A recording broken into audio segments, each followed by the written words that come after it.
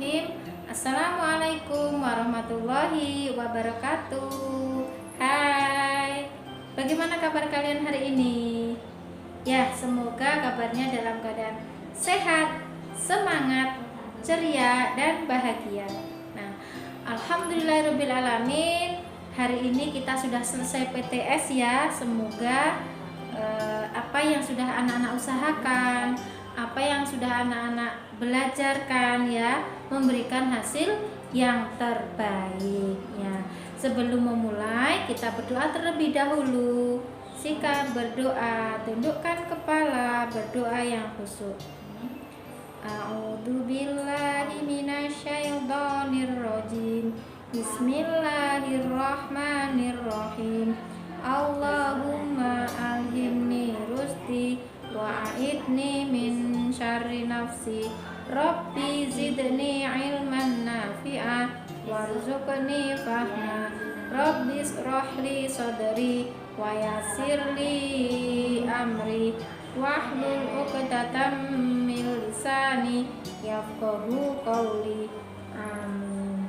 Ya, semoga apa yang sudah tadi kita berdoa ya, Allah berkenan mengabulkan doa-doa kita. Ya, baik. Hari ini kita pertemuan pertama setelah PTS. Nah, masih di tema keberapa, Nak? Iya, kita masih di tema yang ketiga. Tentang apa? Tentang peduli terhadap makhluk hidup. Nah, tentunya anak-anak masih ingat kan makhluk hidup itu apa saja? Iya. Nah, muatan pembelajaran kita kali ini adalah pembelajaran PKN ya. Apa saja yang akan kita pelajari hari ini? Iya, yang pertama adalah sikap bijak ya, sikap bijak terhadap makhluk hidup.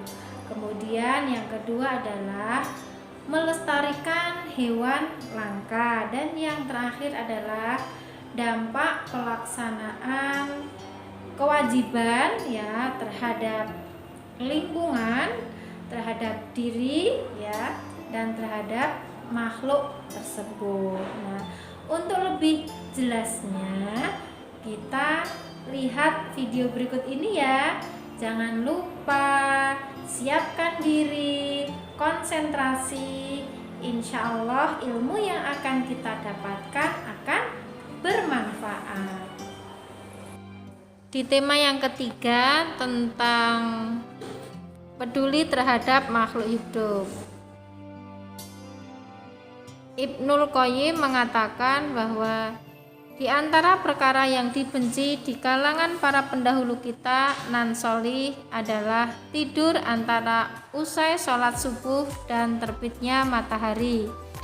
Ya, jadi ini menyampaikan pesan kepada kita bahwa kita tidak diperkenankan untuk tidur lagi setelah usai sholat subuh dan terbitnya matahari. Karena apa?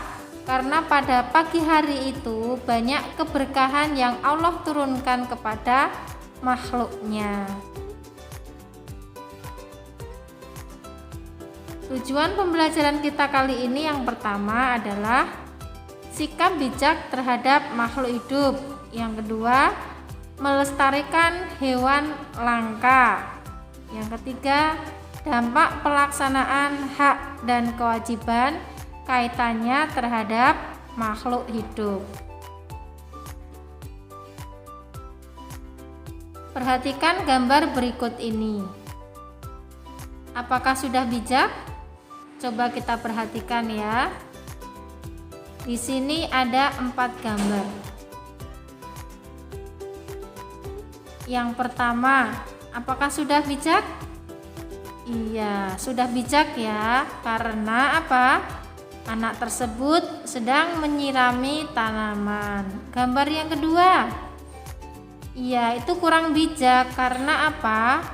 Ketika tumbuhan baru saja tumbuh ya, baru ada 2 daun sudah dipetik. Gambar yang berikutnya adalah anak sedang memberi makanan pada ikan. Ini adalah sikap yang bijak. Sedangkan gambar yang di tengah ini sikap yang tidak bijak. Karena apa? Karena melakukan penebangan hutan secara liar ya. Jadi hutannya gundul, kemudian hutannya juga dibakar. Itu juga bagian dari sikap yang tidak bijak. Berbicara kata bijak, bijak itu seperti apa? Ya, bijak itu adalah sikap yang baik dan tepat dalam menyikapi setiap keadaan atau peristiwa. Nah, perhatikan ya, kita akan mencoba untuk menentukan sikap bijak ataupun tidak melalui teks. Nah, ketika ada bacaan, maka anak-anak harus membaca secara cermat. Nah, Lani dan adiknya. Lani mempunyai tanaman yang ditanamnya di rumah. Setiap pagi dan sore hari, Lani selalu menyiram tanamannya. Selain menyiram, Lani juga memberikan pupuk seminggu sekali. Tanaman Lani tumbuh dengan subur. Adik Lani juga mempunyai tanaman yang ditanam di rumah. Seringkali ia lupa untuk menyiram tanamannya. Ia juga jarang memberikan pupuk. Lani sudah sering mengingatkan adiknya. Namun, adik Lani selalu lupa. Ia lebih senang menonton televisi dan bermain. Tanaman miliknya layu dan hampir mati. Manakah yang menurut kalian telah bersikap bijak terhadap tanaman? Iya, Lani yang sudah bersikap bijak. Karena apa? Karena Lani rajin menyirami dan memberi pupuk pada tanaman. Sedangkan adiknya, iya, adiknya belum bijak. Karena apa? Karena sering lupa tidak menyiram tanaman. Nah, ketika adik Lani tidak menyiram tanamannya, siapa saja yang dirugikan? Yang pertama, adik Lani akan kehilangan tanamannya. Yang kedua, tanamannya akan mati karena tidak dirawat. Itu ya, jadi dampaknya tidak buat Lani saja, tetapi buat tanamannya juga. Nah, di sini ada beberapa hewan yang sudah langka ya. Ada apa ini? Iya, ini adalah burung cendrawasih ya. Cantik sekali ya. Dia memiliki bulu yang sangat bagus. Yang kedua, rusa. Yang ketiga adalah badak bercula satu. Yang keempat adalah harimau. Dan yang terakhir adalah gajah. Nah, ini hewan-hewan ini banyak yang sudah jumlahnya sudah sedikit ya, tidak seperti dulu ya. Karena apa? Ya, karena banyak faktor ya.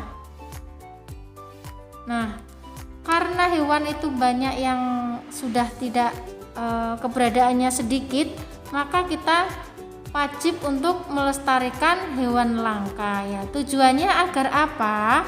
Agar hewan tersebut tidak mengalami kepunahan. Kepunahan itu tidak ada generasinya. Dan melestarikan hewan itu juga sangat bermanfaat untuk kelangsungan hidup manusia ya. Kemudian kita sebagai warga negara itu berkewajiban dan bertanggung jawab untuk melindungi dan melestarikan hewan-hewan langka tersebut. Nah, di sini ada beberapa upaya ya agar hewan itu tidak langka. Yang pertama adalah melakukan penangkaran hewan ya. Yang kedua, mendirikan tempat-tempat perlindungan hewan langka, misalkan Suaka Marga Satwa, cagar alam, kebun binatang, dan taman nasional.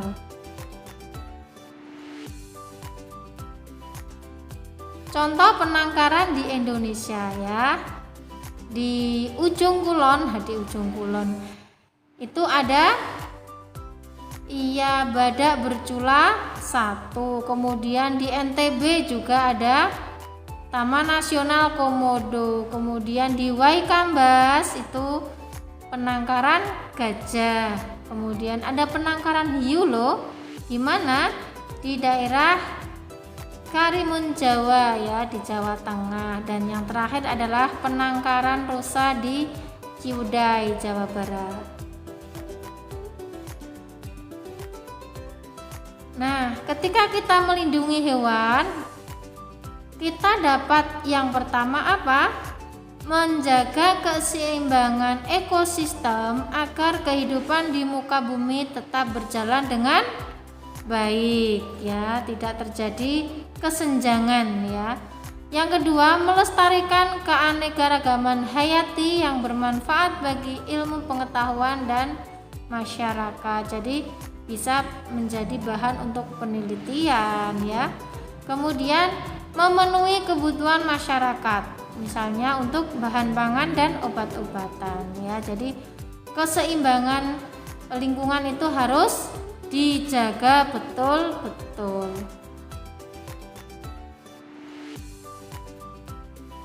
Nah, di sini ada Dayu dan si Mungil ya. Sudah Bu Guru sampaikan ya bahwa ketika menemui sebuah bacaan, anak-anak harus menjawab dengan cermat ya. Baik, anak-anak silahkan baca dengan cermat.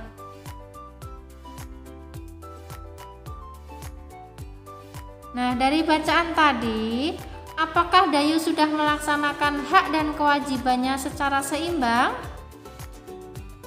Iya, ternyata Dayu sudah melaksanakan kewajiban dan haknya secara seimbang. Dayu melaksanakan kewajibannya yaitu memberi makan, kemudian membersihkan kotoran dan membersihkan keranjang tidur si Mungil.